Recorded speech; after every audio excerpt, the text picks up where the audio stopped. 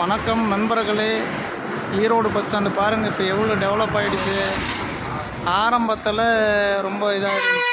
இப்போலாம் பஸ் ஸ்டாண்டை புது பொலிவுடன் கட்டி எங்கேயும் குப்பையும் இல்லாமல் நல்லா நீட்டாக வச்சுருக்காங்க பஸ் ஸ்டாண்டு.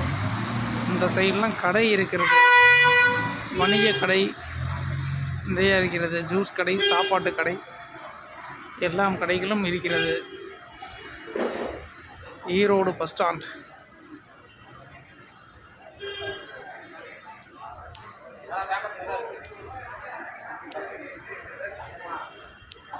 இதில் என்ன ஒரு பெருமைனா, தமிழ்நாடு அரசு போக்குவரத்து கழகம் எப்படியே நம்ம தாய்மொழி தமிழ்நாடுன்னு வந்துருச்சு. அதனால் நம்ம பஸ் ஸ்டாண்டை பார்த்துக்காங்க.